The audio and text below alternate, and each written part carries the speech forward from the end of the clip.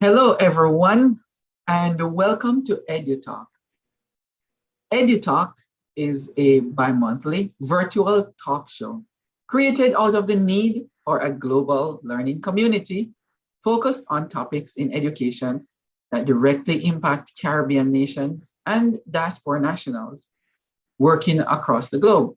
EduTALK features teachers, principals, administrators, business leaders, and dignitaries who share their expertise on critical topics facing education today, with a common goal of moving students upward and education forward.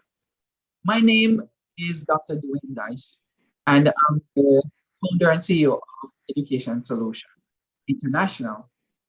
I am joined by my wonderful partner, and she's also not just partner, she's also the CFO of Education Solutions International. And if we are lucky indeed, we will be joined also by Dr. Miguel Barker, who is my co-host, and Dr. Barker is also the Chief Academic Officer at ESI, Education Solutions International.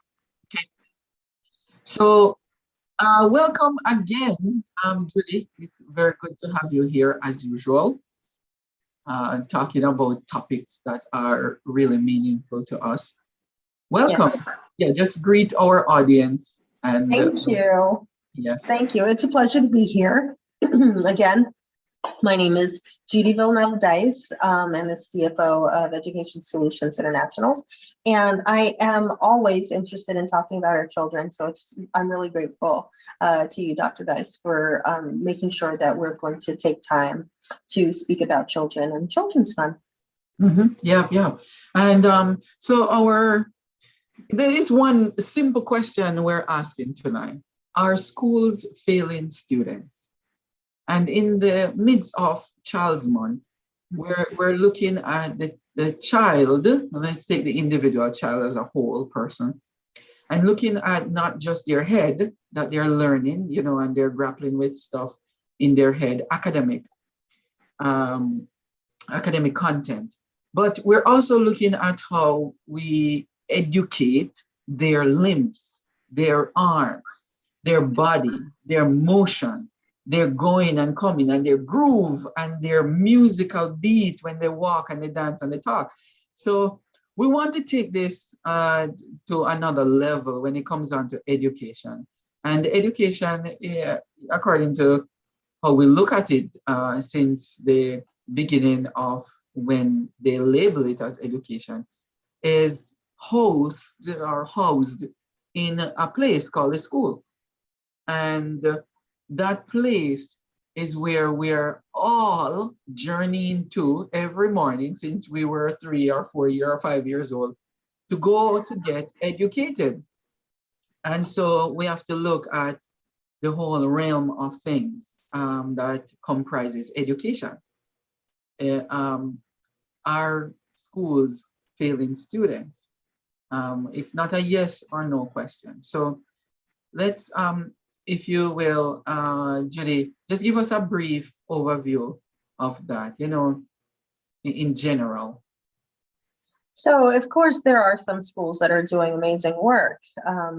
But when you think about school or when you think about education, I think there's just some fundamental principles that you have to consider.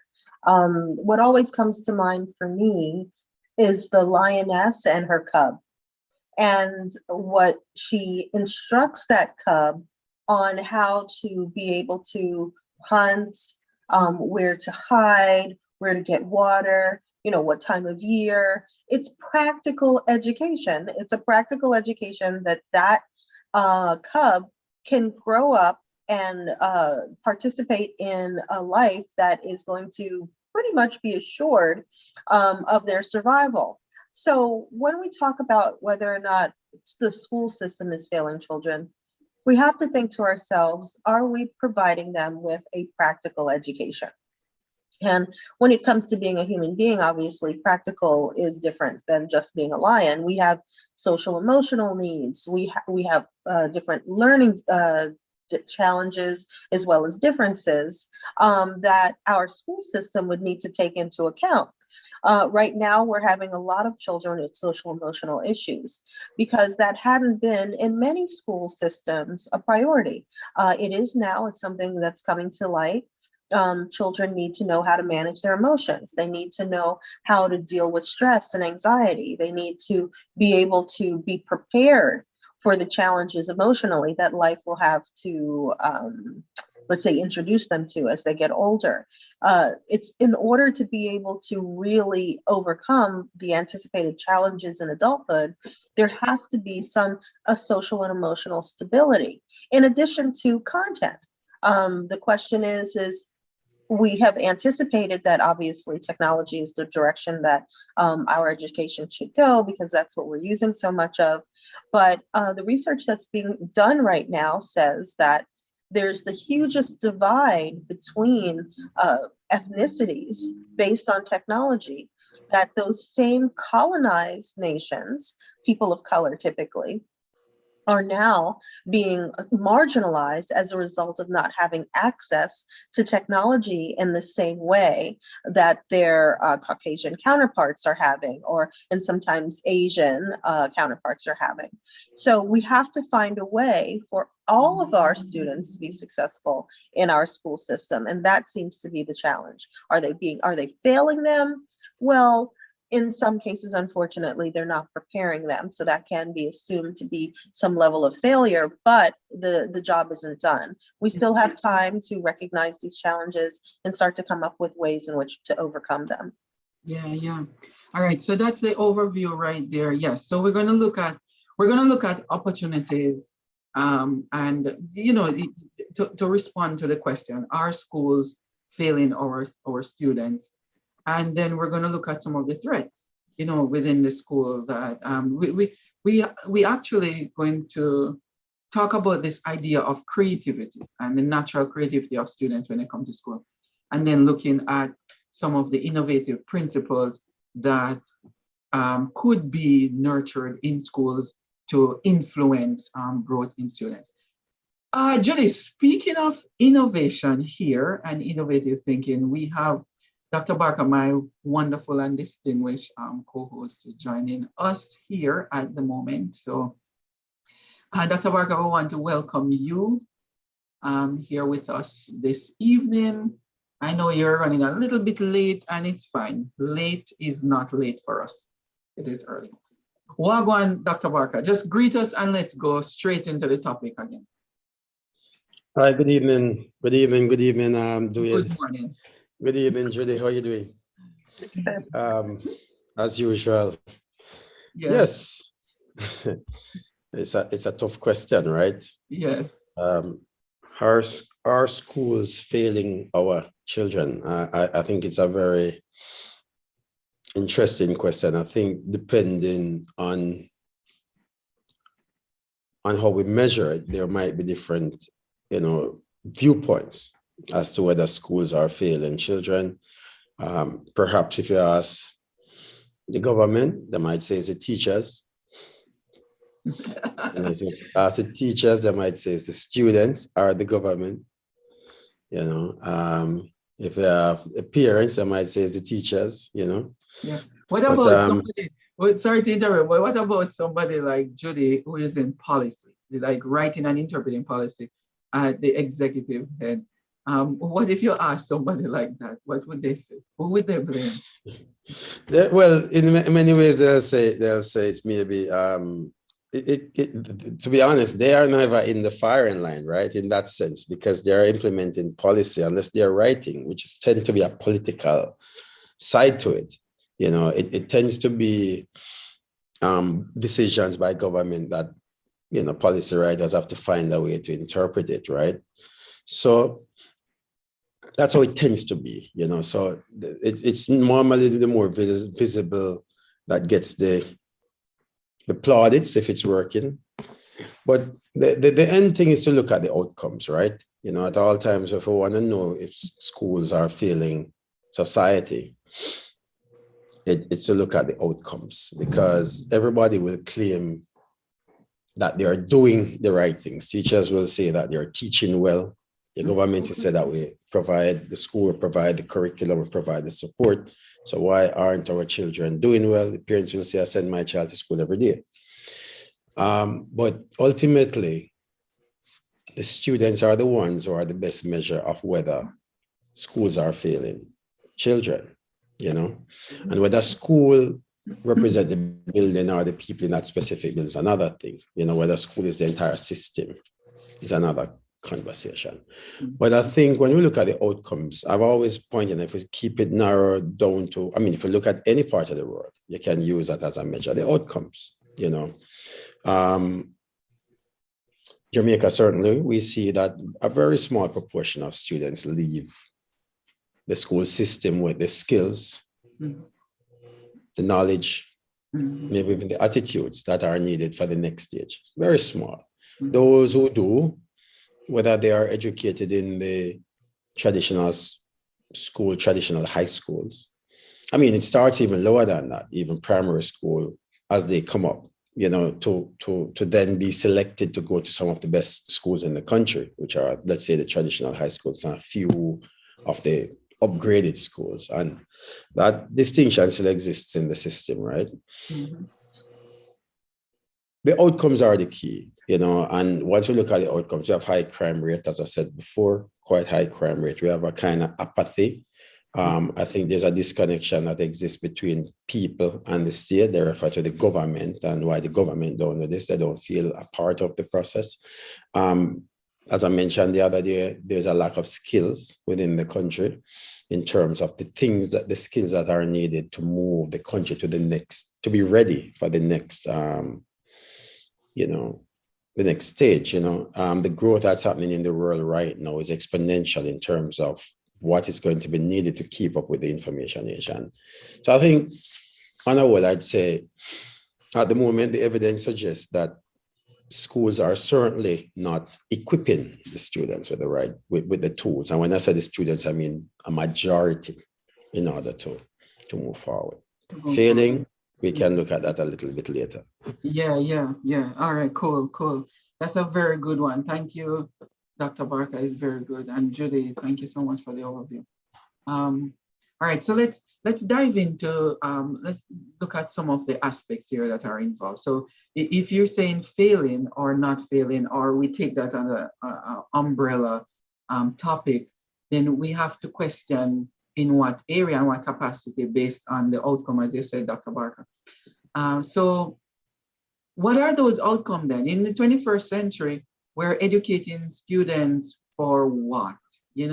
To what degree are we educating them? And then because of that thing that we are preparing them for, that none of us know exactly what's going to happen in the next 10 years, because the advancement on so many fronts, not just technology, but the thinking and the creativity and the intelligences of students, we are trying to find out what are we educating them for. So one of the school of thought is making sure that they become balanced and good citizens.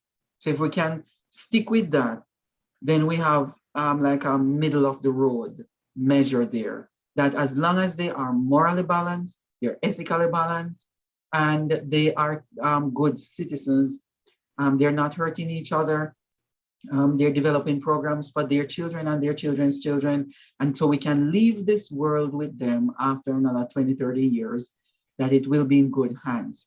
So the other part of it is what comes next. Are they going to be sophisticated enough to lead a good business into the future, to lead teams to be more innovative as they get into a future that is uncertain?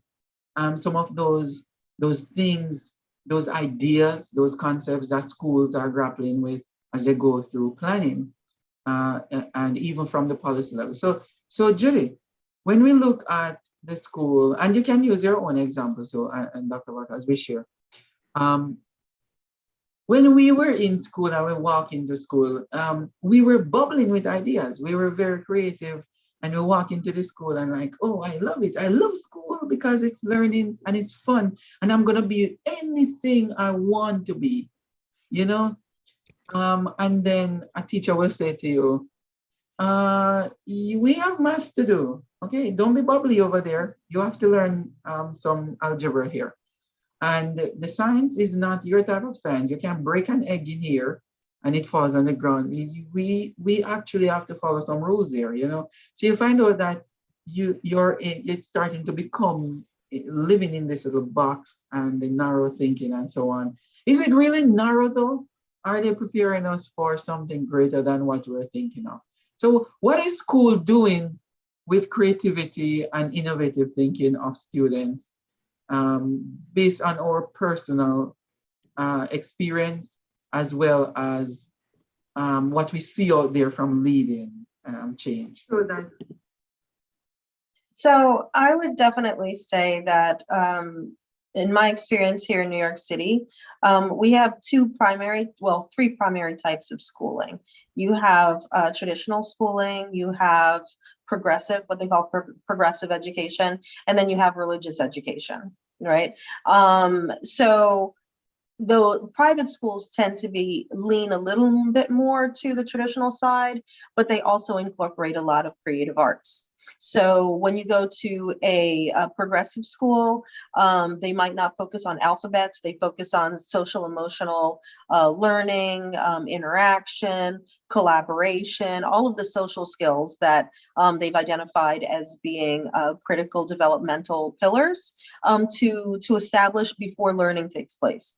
Whereas in more traditional schools, like the ones that I attended, it's a lot on self-discipline and conformity. And I think that's what you're referring to, being in an environment where you come in with a personality, and that personality is, you're like coaxed out of it because you've come in and you're told and you're instructed to become to be successful, it looks a certain way. The behavior is going to be very specific to you, to a mold that everybody's trying to achieve. So I have to say, I didn't go into my educational experience bubbly and enthusiastic about necessarily being there. I really, in a very robotic way, knew that I needed to be there and I needed to get straight A's. I expressed myself creatively at home in extracurricular activities that my mom found for me. So I did a lot of writing. I was constantly writing short stories and things like that, and attending theater. And I do know for a fact that that makes you a more balanced person. People don't realize and take, they don't really value it in such a way to understand or make the connection between acting and theater and public speaking being an essential characteristic for leadership.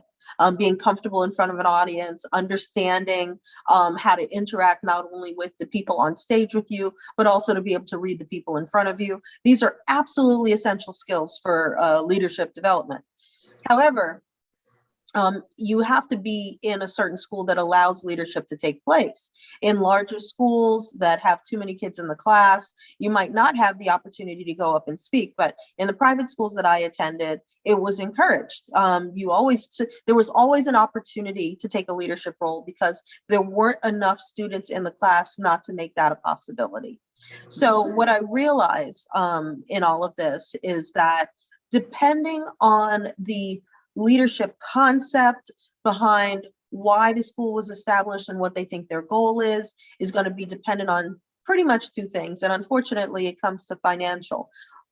Schools with less money have more students. Free schools have more students. So that means they're not going to be able to take advantage of that differentiated instruction and creative integration and leadership and all of these things that can happen in a private school or even a parochial school environment, unfortunately. And that directly impacts the way that child is going to develop. And unfortunately, for those people in those larger schools or in those public schools that had the ability to participate and talent, in fact, to do creative arts and to speak up and act and all of those things, they may never discover it. And that's an unfortunate thing, because now we're talking about transforming the nature of a child to conform to a system that they had nothing to do with designing. And that is definitely a problem. And that's something that I would think would definitely need to be addressed, so that we can develop the individual skills of each child that they are going to be most successful in their lives. Otherwise, it's not a sustainable model. We don't want kids going into fields that they don't really like. They end up leaving that field, and we can't get away from the fact that preparing them is to prepare them for a secure financial future. It's not just about being social. It's not just about leadership. It's about finding your place in the world and hoping that that place in the world also gives you the financial stability that you need to survive, you and your family. So Miguel, what Judy is saying is that it boils down to the structure. It boils down to the structure of the school, starting there. One of the components that the system needs to work at is restructuring the structure of the school system in order to meet some of these basic needs and talents of the students, to nurture those talents. So it's based, one of them is structure that we need to work on. Yes? Yeah, I mean, I could agree with that. There's some alignment there with a thought process that I've always had, that, you know, in the time that I have been in the system, and now, I mean, you're talking nearly, I left 1991, and I'm speaking just, yeah, you know, quite a while back. I don't think there has been any significant change to the way that education has been delivered, you know. And despite many attempts at trying to reform, it's still technically respawn, not reform. It doesn't come back in a different form. It just comes back as what it was. Sometimes with a new feature, so to speak, but never on, yeah, it respawns rather than a reform. I mean, that's really what happens. You know, it just spawns again. And so you end up with the same thing, because effectively what hasn't changed is a mindset about the system, like what it should represent to all. There's still a belief that it is a meritocracy and the people who work hard will do well. And it's a self-fulfilling prophecy, because some people do well. And some people do come out from very poor backgrounds and do well. So you get that kind of exceptionalism being promoted as the example of what hard work can do, as an example of why the system works. So somebody will pick out a child like maybe me or you and say, hey, but how did Dwayne do it? Look at his background. How did he come through the system? And how did Miguel do it? But what that conversation fails to acknowledge is that there are many Miguels who didn't make it, that were in similar situation, because the focus is on the exceptionalism that comes through someone making it to the top. You know, if you put enough crab in a barrel, you know, it eventually full enough that some crab can walk on top of another one and come out. Yeah, it's just the nature of it. So some people, what people forget is that the barrel is still filled with crabs that didn't come out. They only know the one that come out, you know. Yeah. And so that kind of exceptionalism is used as an example of why it works. And so what we end up now is the idea that the people who are asked to comment on the system and maybe are in senior technocrat roles and governmental roles, because they came through the system, they also believe that people should go through that same kind of rite of passage in order to earn their way. So that's where that kind of mindset does limit the need to look at a more of a system-wide look at whether it is failing. And then the other thing that has to come into it, you know, the second thing that I see come into it is that there's certainly a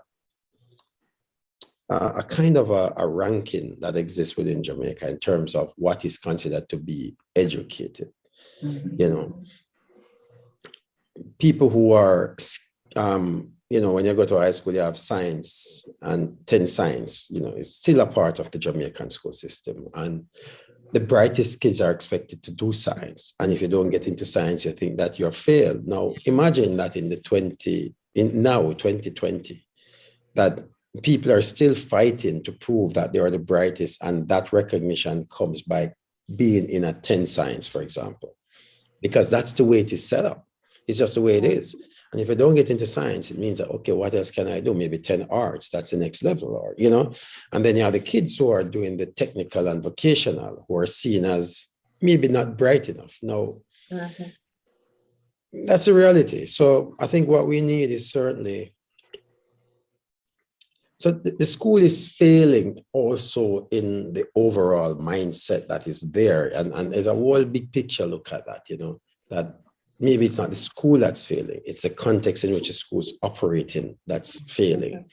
And so schools are just working to the system, right? I mean, we know that there's the city and guilds that a lot of kids have to take, but for the most part, those are just done as almost like a fail safe and not as a genuine attempt at educating. It's like, if you don't get your CXC, at least you have this. So it kind of replaced the JSCs and the lower level qualification. But when you're ready to go for work, if you don't have CXC, people are not gonna many don't even consider them to be equivalent, even though they might be.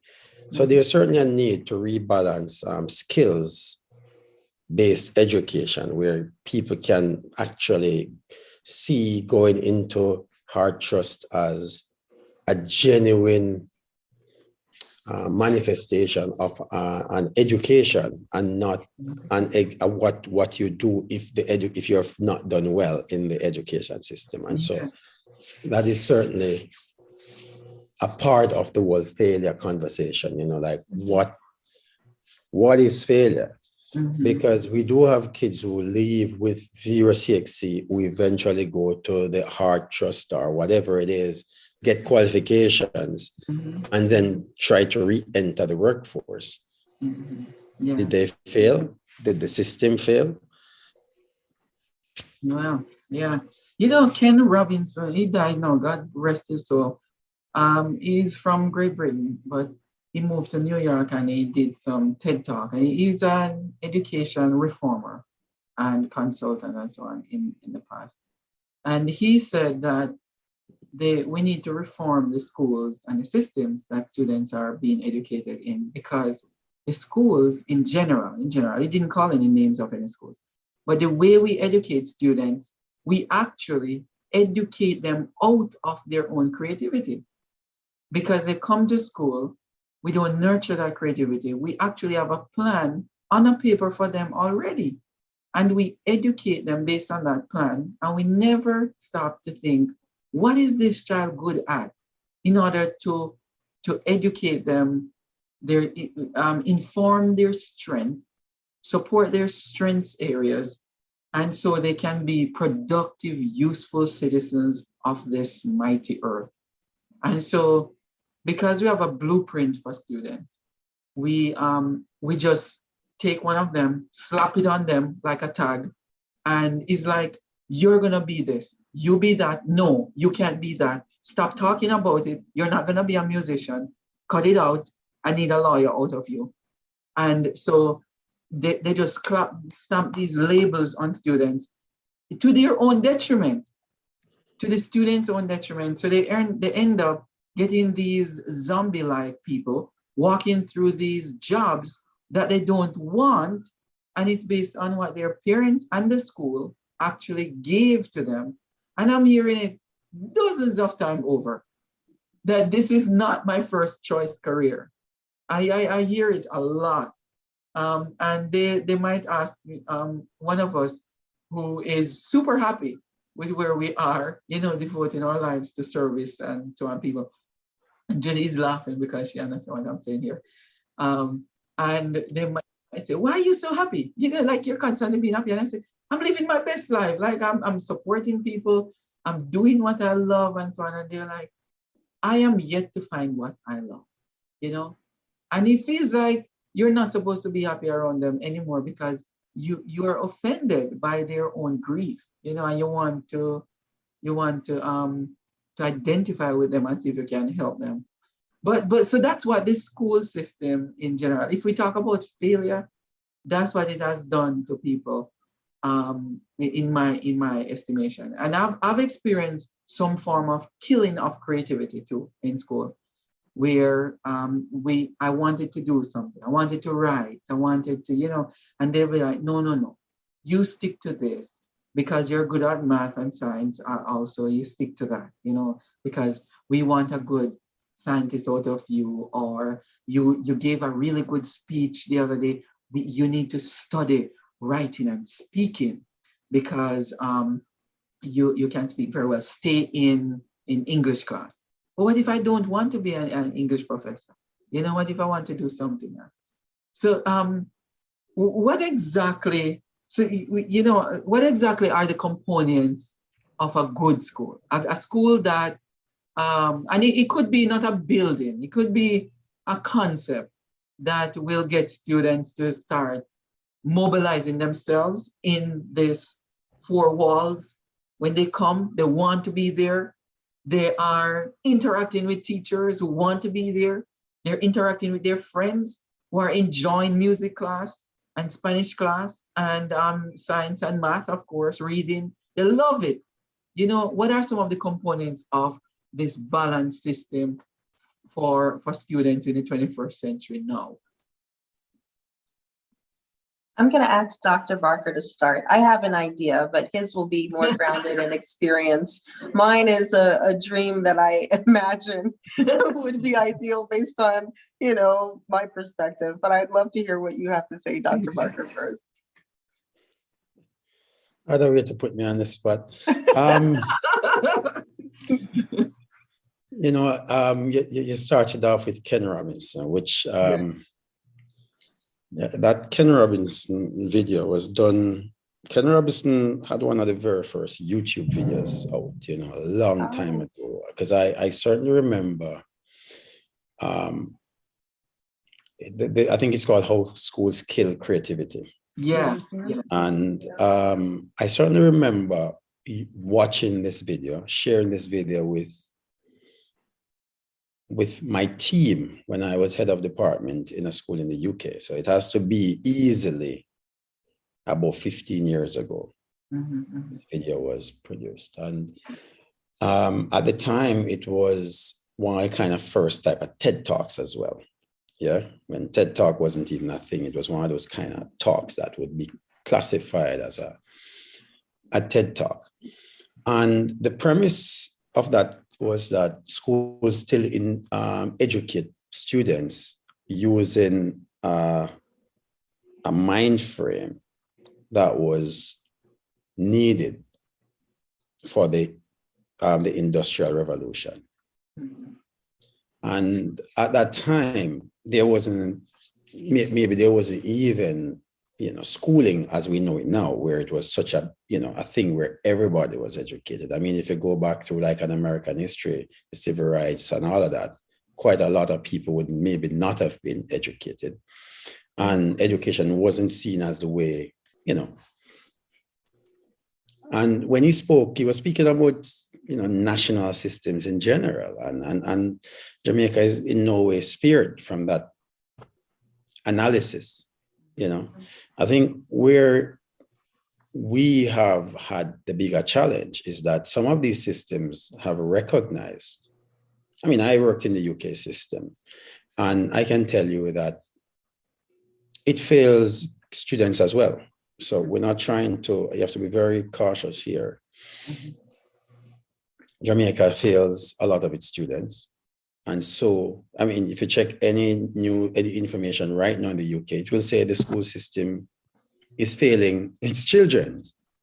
It's failing them. So it's not a conversation that we can only situate in Jamaica. The reality of it is that people are still not willing to depart from the Industrial Revolution mindset, of kids being educated in the way they are educated in, classrooms and, content and exam time, and that idea that they all should be ready at a certain time, and if you're not there, then and the role of education is to provide a workforce too. So that mind frame is something that is certainly one that is global. It is global, it's not, but in that, even though the problem is global, Jamaica can still take the opportunities that come, we still have to find a way to educate the people in our country to be able to move the country forward. So when we talk about what do we need, that's what is missing, when we talk about Jamaica 2030, Jamaica 2050, or whatever we use. I think a part of that conversation misses the importance of having a ready workforce, a ready set of partners that are going to deliver on this. Like when you get to that point, the people are ready. Yeah. And so you find that these visions are limited because it's not considering like a kind of like a simultaneous readiness when the government gets to that plan to deliver. There's a workforce that is now different and ready. What you get is still a plan that is somewhat accepting that it will be limited by the lack of skills that are there. So you find that they're normally not bold enough. Mm-hmm. Jamaica is not, it invests a lot in education. As much as how you hear a large percentage of its budget goes towards education. Large percentage. Yeah. Mm-hmm. When you read the UNESCO reports, Jamaica is considered to be one of those countries that invests heavily in education and has nearly 100% enrollment coming through primary school. It's a big, big thing. So in many ways, we have to own the failures because we do get our kids to come to school. So what do they learn when they come there? Mm-hmm. So we need a future that's big enough that identifies what skill set our students need. We need a plan that looks at that and say, how do we get from here to there? There certainly need to be a clearer pathway. I mean, the other day, the Minister of Education said, we're going to keep, students will stay in school until sixth form. Mm-hmm. But even that kind of conceptualization tells you what's wrong with the system. Because the idea that everyone stays on to sixth form, when we know what sixth form represented, says that the kind of thinking that's needed is still to keep the idea of sixth form as sixth form, mm-hmm. And not as almost, it's still within the construct.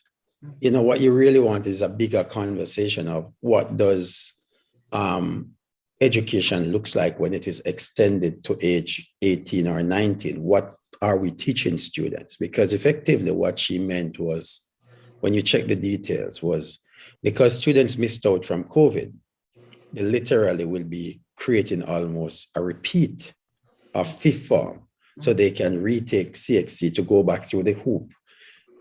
That's not right, do it again. That's not right, do it again. That's not right, do it again.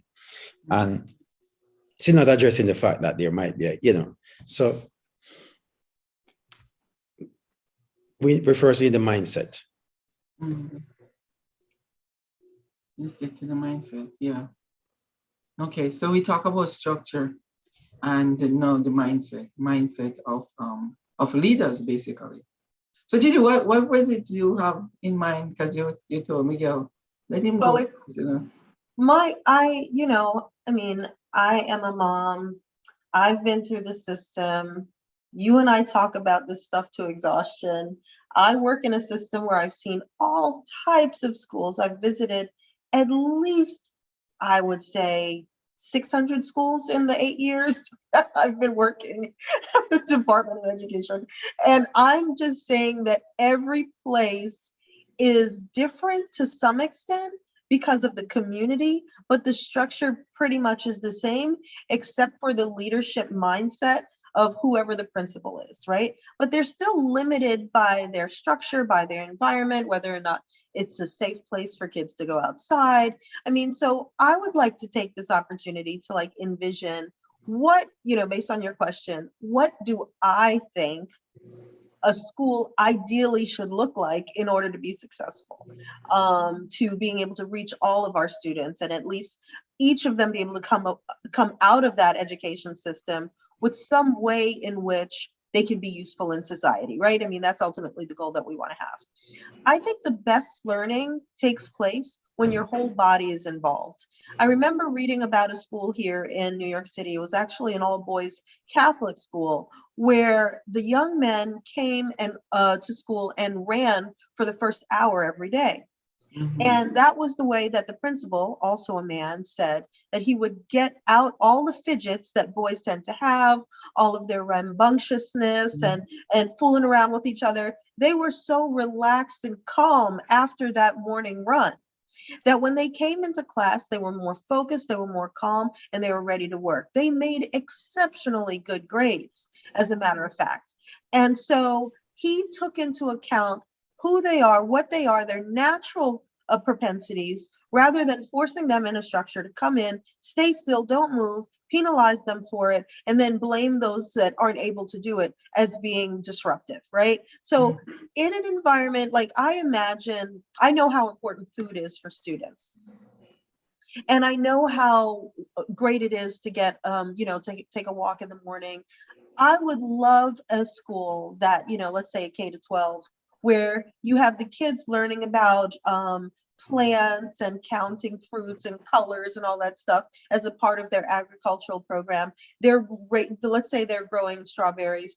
Kids will come in, they'll pick strawberries, they'll eat them, learn how to, some culinary skills, how to share food with each other. That's how they have their breakfast with whatever it is that's in season. And then they do some sort of activity. It could be yoga, it could be tennis, whatever the case may be. So, because I know my daughter has ADHD. So the idea of her using her body first would be something that I think would be useful, not just for those boys, but for anybody who has a lot of energy. And then taking them into a structure that allows them to learn and then gives them breaks. Like even at work, we get to take, what is it? I'd say about 2 hours, you can take a 15-minute break. So why can't that break be a music break so that you don't have to have necessarily a separate class, but a moment where kids actually get to make the noise that they're not allowed to make during the class in a creative, constructive way, drums, tambourines, whoever wants to sing, and then move into the next structure. I think if we can reimagine how we can get kids to use their body, use their ears, use their sight, use their voice, in addition, and create in that structure opportunities for silence, opportunities for more stringent learning, but then we mix it up so that when they come out of school, they're happy to have had that experience. You don't leave out kids who, let's say, have a different learning style. They're more tactile, I guess, I don't remember what the word is. Tactile. Tactile, that's what I'm looking for. So they're more tactile. They're not left out because they're sitting still reciting everything that they're supposed to learn or writing it down and not being able to retain it. Kids on ADHD, who have ADHD might not need as much medication, if any at all, right? Because they're also getting their needs met. I just feel like we can do better and keep our kids engaged by being a lot more creative about how to reimagine what school environments can look like. Yes, that needs space, that needs people that are forward thinking. That's not what's happening in the schools for teachers either. It's not telling them to come out with that mindset. They're also being formed in a specific way that is very traditional for some years. So how far do we go back to to all of these institutions that are feeding into the school system to get them to be starting to think in this new way that Dr. Miguel mentioned, that allows them to actually be innovative, which is what you're always saying, Dr. Dice, in a way that will actually benefit the entire system, the kids included, because they're the ultimate beneficiaries. But I'm saying all of us need that kind of way of trying to reimagine what we can do and still achieve our goal, but make sure that we're keeping the kids on task in a way that they want to participate. Because if we lose them, which is what we're doing, then none of us we're doing all of this in naught, for naught. We're not achieving anything. Yeah. Yeah. And to your point too, to add to what you're saying with all the structure and so on, the different components of it is to add also socio-emotional learning. Socio-emotional SEL should be a part of every school, especially that the pandemic has showed us that we need emotional support. Every single person, not just students, but teachers need them. Principals need social emotional support a lot. And so one of the things I thought of too, while preparing for this program too, is how I was saved also by school, because I grew up super poor. Like Miguel, you know about this poverty thing, and where you go to school and you get food. If you stay home, you don't get a lot of things to eat because nothing much is there. So you go to school and you get a little bit of food, and that helps you. You go to class, you learn, and somebody might give you an orange or a mango or something, a banana, and you eat it. And then you come back tomorrow and you learn a lot more, and then you get some food again. So in essence, on the ground of things, the school is a sort of savior for a lot of low-income families. So it's not like rich people or middle-class people who just send their kids to school for retainment, of some of the structure that they want their kids to have, and socialization with the same class of people to get into their own companies. So they're working their companies, they build network and so on. Poor people don't go to school to build networks. They go to school to survive.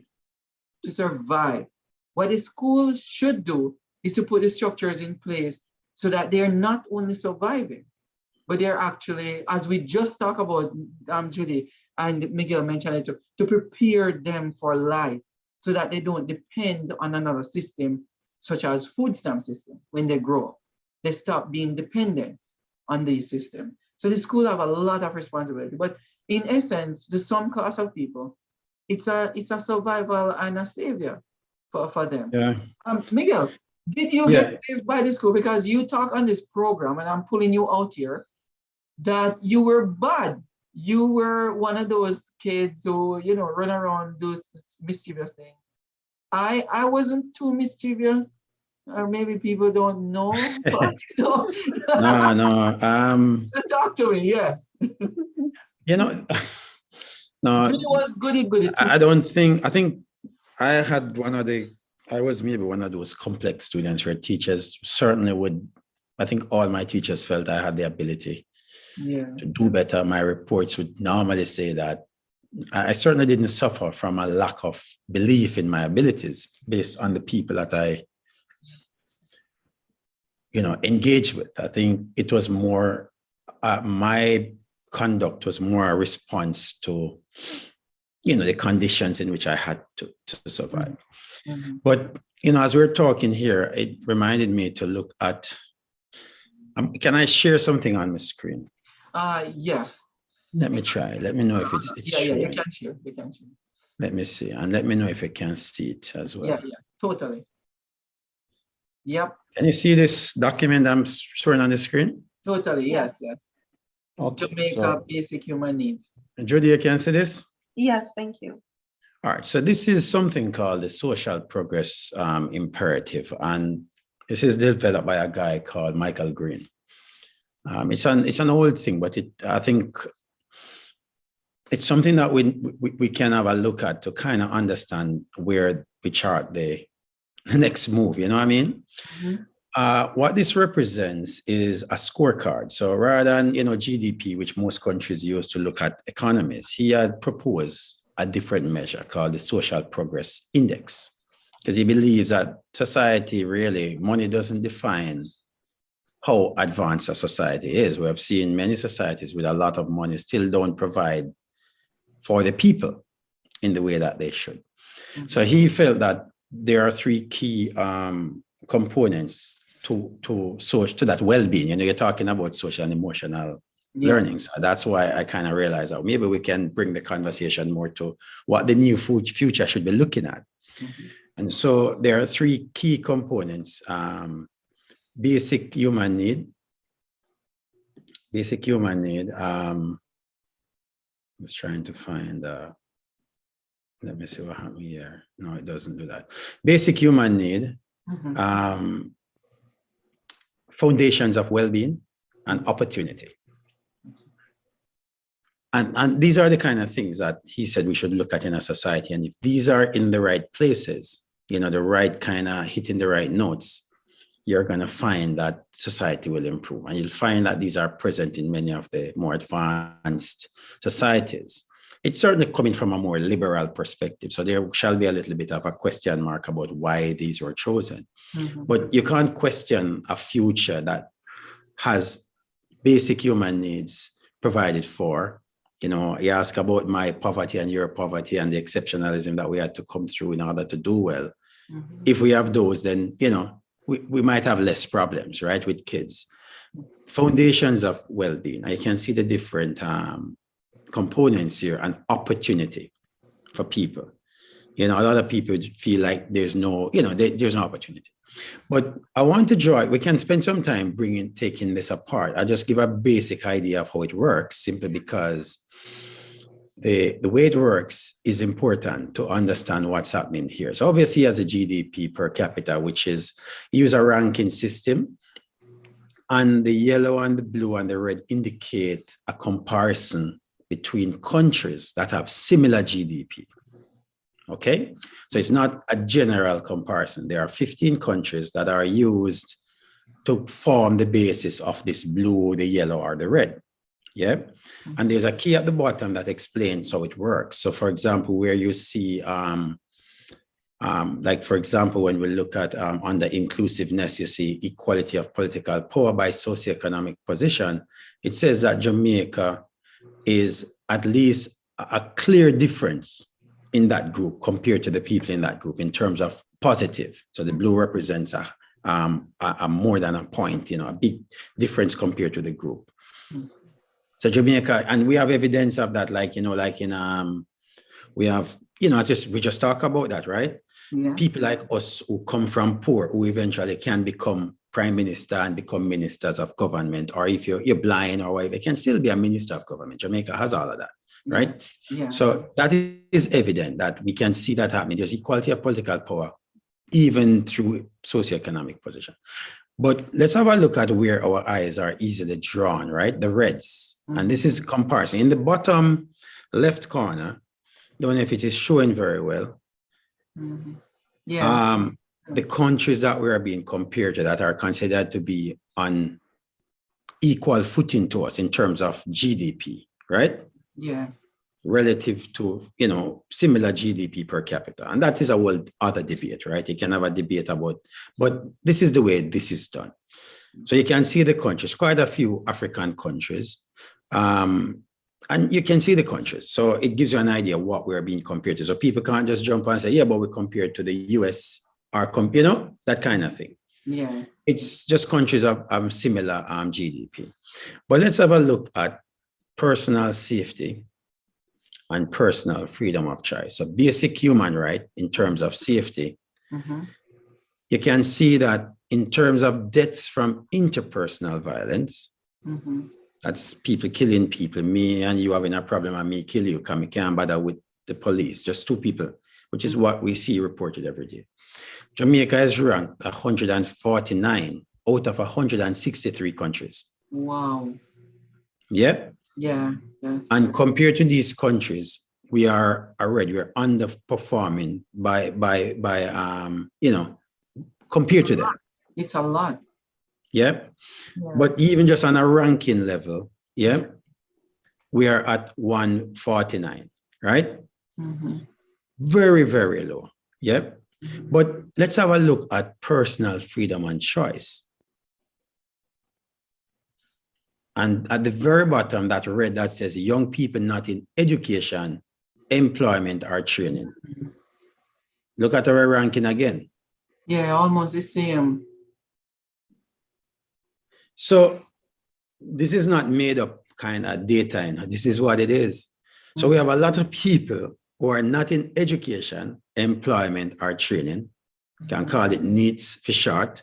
Mhm. We have a set of kids that we can say who are the NEET, NEET. Yep, not in education, employment, or training. And we have a high rate of interpersonal violence. Mhm. Oh. That's the outcome. Mhm. But here's the good fun part. If you go into access to basic knowledge, Jamaica is ranked 62,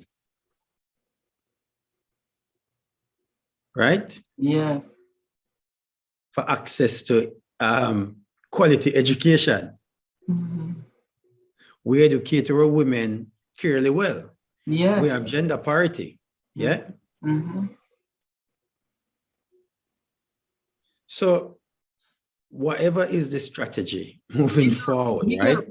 Look at right where the cursor is on mobile telephone. Look at the ranking. It's first.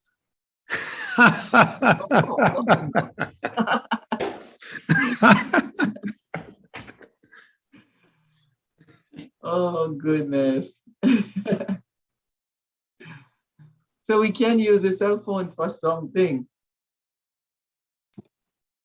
We can use it for something. Yeah, you know, internet users, we're kind of doing, you know, so we are not really, so there's something that needs to be recalibrated, right?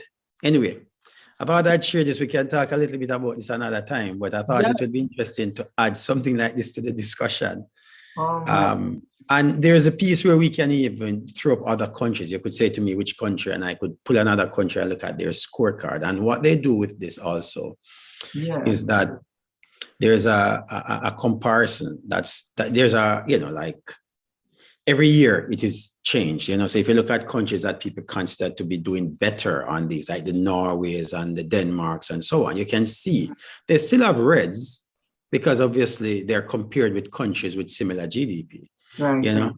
Right. But when a country like Jamaica is where it is, and you see these kind of things, and we're having a conversation, are our Jamaican schools failing our students? Mhm. We already can see a clear connection with kids not in employment, education, and training, and a high homicide rate. It's maybe an easy thing to conclude, but when you throw the piece in about we do provide access. Access, yeah.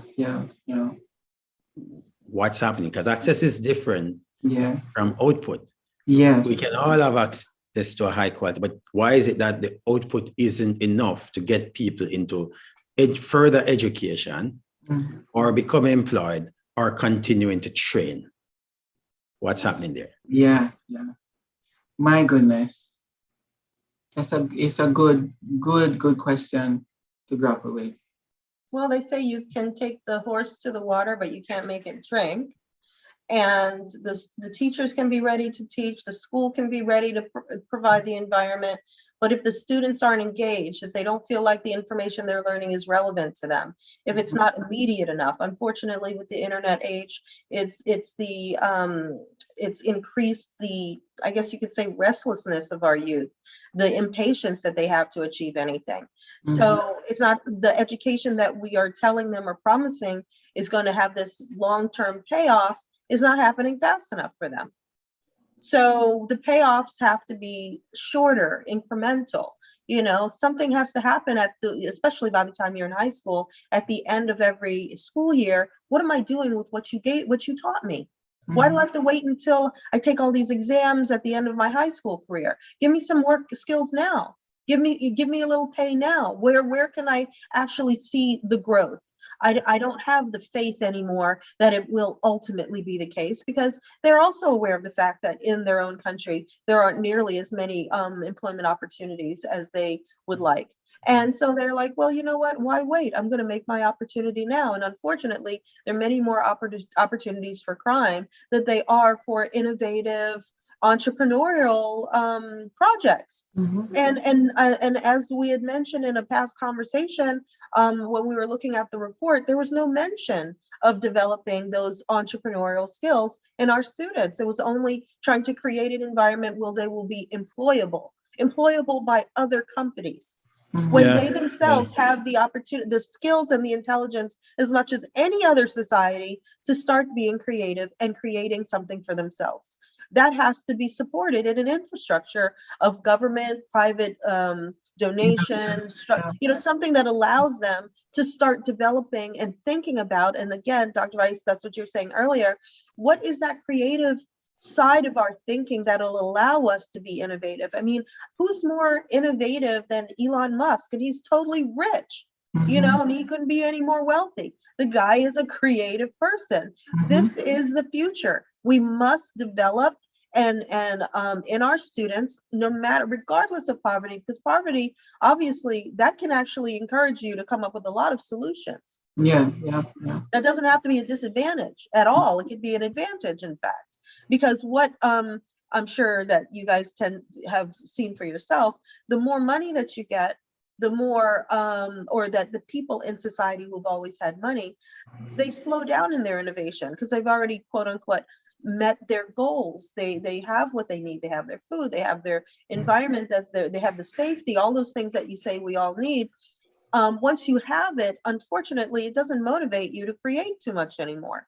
yeah. It's that need from that impoverished beginning, that difficult beginning, that says, okay, I got to get out of here. What am I going to do about it? It gets you to think about it. It But makes you strong. Yeah. Even the kids that our people have fought for so long, freedom. These kids are just walking around not doing much with the freedoms they have. Now, when their forefathers and mothers and aunts and uncles have worked so hard, even to the point of death, to get some of these freedoms, the kids are just walking around as if they're taking the liberties and the freedoms for granted. So you're right to the point you're making here, that we do need to find some way to stimulate that innovative spirit to continue going in our students. But Dice, I think you and I grew up in Jamaica. If you're an entrepreneur, the word for that in Jamaica is hustler. Yeah. It's not considered to be a viable output from an education system. And that is embedded into the mindset that if you don't do well in school, then you hustle. And there are two problems with that. One, the perception that exists that this is not a good thing. But then the people who go into it never go into it from the perspective of seeing themselves as actualizing or being a benefit to society. So even how customer service is provided, how they strategize the next stage of their development is never seen as this is going to be, I'm going to be a businessman. They don't see themselves or a businesswoman or an entrepreneur to create an idea and take it all the way through. They see it as an hustler. As a hustler, I'm a hustler, I have a hustle. Fill the gap. Even the way how even businesses are conceptualized, we can get a jerk pan and just sell. I mean, if you go to Jamaica 30 years ago and you see a man have a little shop or he must sell at the school gate, if you go back now, 30 years later, the same person have the same little box selling the same things at the school. Yes. So there is no, I'm not asking. I mean, no. Yeah. And if they are not doing, they have passed it on to a son or a daughter who decide to continue the hustling. Yeah. Right there. If them have a stall in the market, there's no real evolution beyond that. Nobody is saying, all right, we have a stall in the market, we sell these things. Wonder if we can build a cooperative and start a farm further down the chain. It's still on Monday, we're driving to St. Elizabeth to buy some stuff, and then we come back and put it in the stall. And when you say to them, so why the thing is so expensive? You know how hard me have to work to get this? To come here, so we can't give 1 penny. I mean, you can see this even in the US. You know that if you go, you can see, if you want, say, let's say in the US or UK for that matter, you want Jamaican products, right? Jamaican products are highly expensive. Because Jamaicans come straight there and carry the same mindset, that hustler mindset. And they carry it, even when they have in a foreign country, that mindset still exists. If they have a food shop, that food shop is staying there exactly the same. The customer service stay the exact same from day one. Even And you, the format of the what is on the menu is the same from day one. yes, The yes. prices are exorbitant from day one. You're never gonna see them expand beyond having like have one and then move to another one or move to a bigger building. And you're not seeing that, not enough. So the point here is we have never made the idea of being an entrepreneur as a viable outcome from the education system. So Yeah. we really suppress, coming back to your creativity point, people like the Elon Musk, Judy, because and all the other entrepreneurs that are out there, and they have their moral. We can speak about the morality and the moral side of it, about money and hoovering up money enough that one person, have $1 billion. You know how much is $1 billion? $1 billion is a million, is 1,000 million, Millions, yeah, yeah. That's a lot of money. And a near, Mhm. It's a lot of it's money. not near, Yeah, You know what I mean? It's not near. yeah. Just imagine $1 million and then imagine $1 billion. Mhm. You know what I mean? Somebody has to be exploited to Imagine reach there. 100 billion. Imagine Okay. that. Somebody has to be exploited for one person to have that. So we can save that. But let's stay with the idea that so when we look at that figure, the need figures, right? Mhm. Not in education, employment, and training. I believe, I speak to people who tell me that there are jobs in Jamaica. Jamaica has I didn't throw this figure in. Jamaica have a low unemployment rate. Yes, it's like a paradox in that sense, right? You have low unemployment rate, right? We have we have quality education with access to most people. We have a very high crime rate. Mhm. And we also have a lot of people not in education, employment, and training after they have exited the school system. It's maybe bigger than my brain, but No, it's not big. certainly entrepreneurship needs to be raised, as a mindset. I mean, we are no examples of people who are just trained to be employed in Jamaica.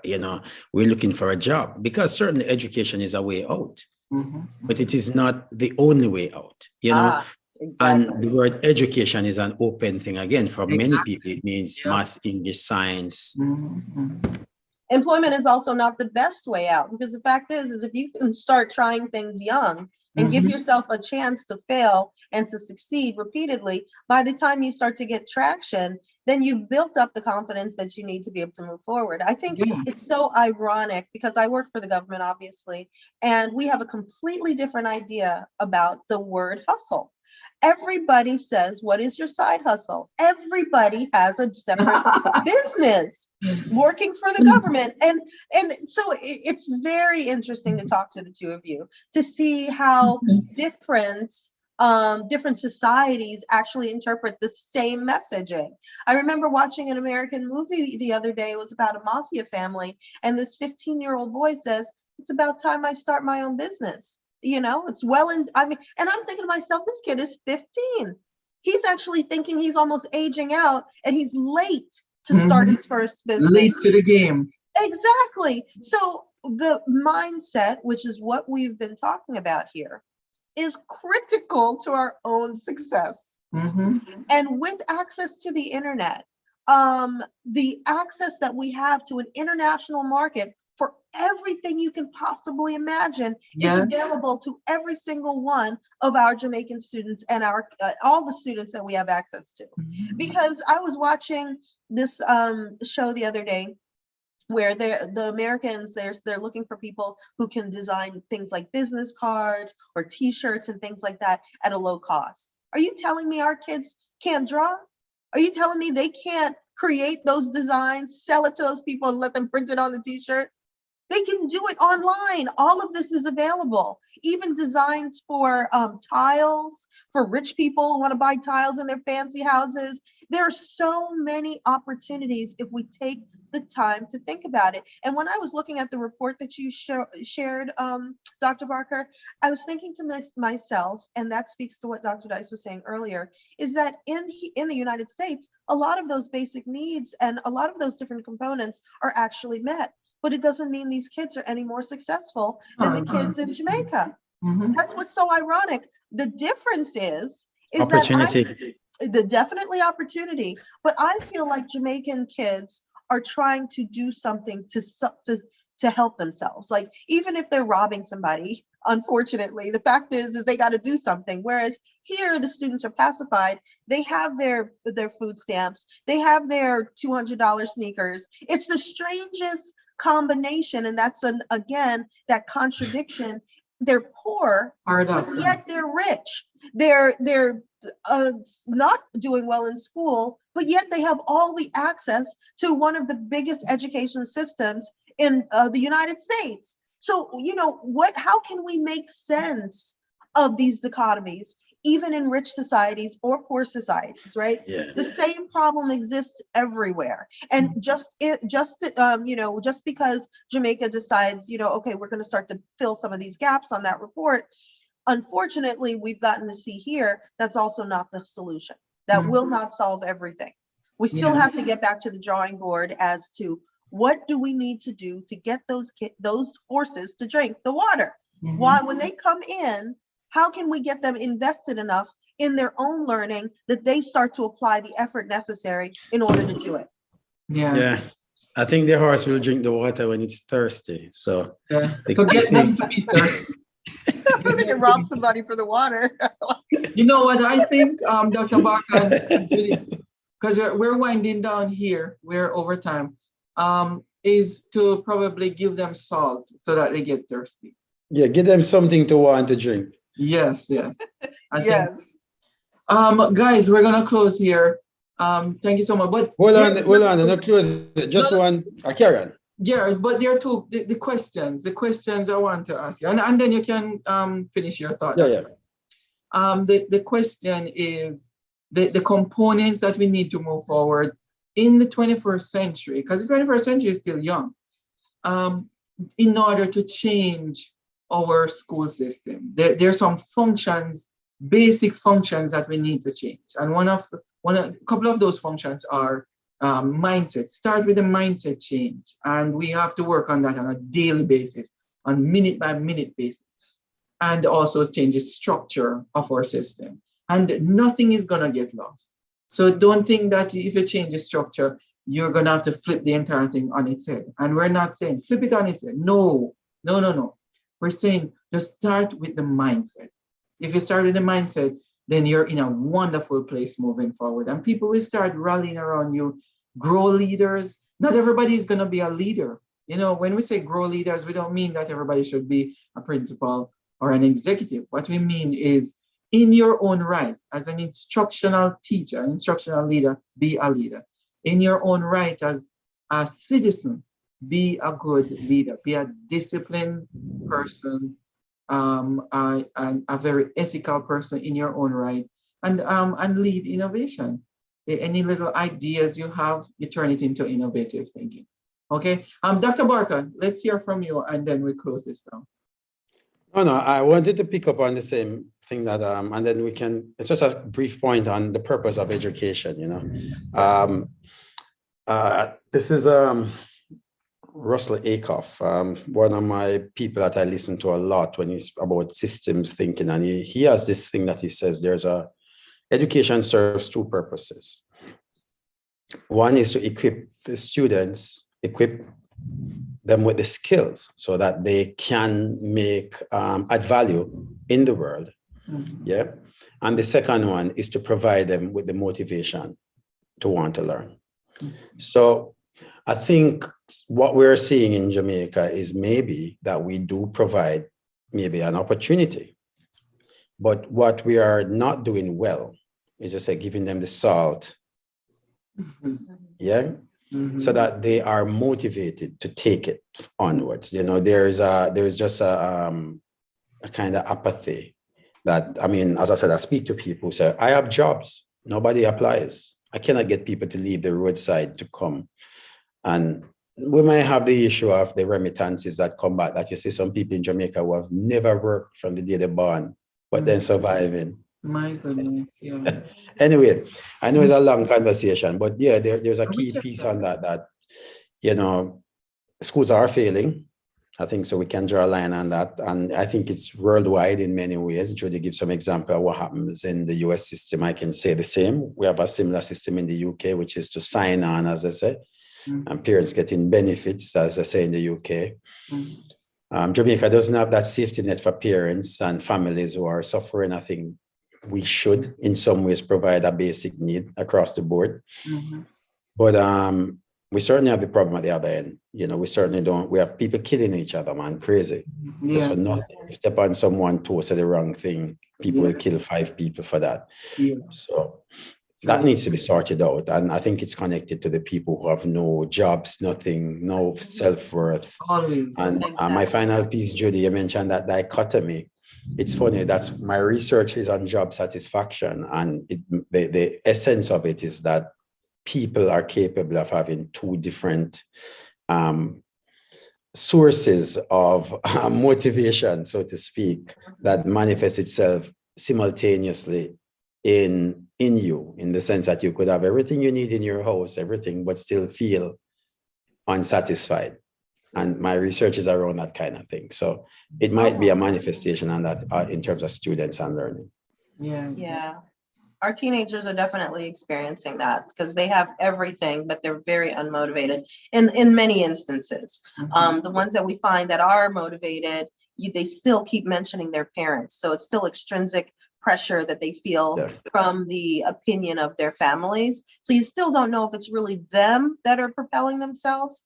And, you know, when I talked to, Dwayne, I know that he was pushing himself, because nobody else was pushing him. So he's like, I'm going to push myself. But I can't say that I see that very often in our American students. The ones that do well, it's because they have to, and they have to because somebody expects them to. Often our first generation American students, well, my mom and my dad, they suffered to get here and I owe it to them. That's what they feel. Then you have those other ones that are coming from rich families and there's like, oh, my mom and my dad says that I have to be like them and I need to prove to them because otherwise they'll be disappointed in me. So it's all this extrinsic motivation that they have. And I am under the impression that none of them really know why they're doing it for themselves. And I think that's what the education system is missing. They need to come empowered with some idea of their own purpose, because some have something to fall back on, whereas other ones don't. And then what do we do with them? A bunch of people who are, in fact, what's going on is there's a lot of more self-harm that's happening. Suicide rates are going up, or all kinds of things are happening here in the States that they said came simultaneously with COVID, but I think it only made it more visible. It seems to be something that was probably already there. This not having a purpose in life, not knowing what their purpose is. I had to speak to a few students, and I'll be very quick because I know we're closing. Actually during COVID online, we're talking to some students that were selected for this discussion about education policy, but specifically grading policy. And one of the students asked the question, if they are not going to have standardized tests anymore, then what's the purpose of me learning? And I was so shocked at the question, because I'm thinking to myself, these are the straight A students that they've selected to participate in this discussion because they're part of I guess, student government and all kinds of stuff that you would say, these are the ones, these are the leaders. For this student to say that I am at school just to take and pass at a high rate a standardized exam, and if you take that standardized exam away from me, I have no other purpose to be here, that was horrifying. Because I'm saying to myself, I said, hey, I need you to understand that this is about your own self-development. You're not taking tests you're not in school just to take exams, but that's what's going to get me to the next level. That's my goal. Because that student's goal was never to learn for the sake of becoming a better citizen and a useful individual in society. So if it's happening at that rate, if it's happening at that level of student that is successful, imagine what's happening to the ones that aren't as successful. My goodness. All right, we'll leave it at that. Yeah, such a high note. Thank you so much, everyone, for listening, for watching. If you have comments, questions, even if you have topics you want us to discuss, you can drop it in the chat in YouTube or on Facebook. Also, please subscribe, share the link, ask people to subscribe to Education Solutions International TV, which is our YouTube channel. Also, they can go on www.educationsolutionsinternational.org and subscribe to our website. And you'll get wonderful happenings in the form of some thing like email or electronic version of something. You'll get some notification. Thank you so much on behalf of myself and Dr. Barker, who is the CFO of our organization, ESI, and Ms. Judy Villeneuve, who is the CFO. Did I get that right? Yeah, you got it right. CFO and the education, chief education. So CE, the chief education officer, CEO, Dr. Miguel Barker. Oh, let's sing it up. You're the CEO. Yeah, I'm messing up really hard here. So Dr. Don't worry about the numbers, man. We're still getting UFO in it as well. Yeah, go on the website, guys. I'm messing up. Go on the website and follow them. Okay, Education Solutions International.org. All right. There's some upcoming events. You will see them on there. If you're not on there, you're missing out. Okay, so we will see you again. All right. So we have a show coming up with some wonderful students and of course us on Tuesday, May 17th. Okay, at 8 o'clock Eastern time.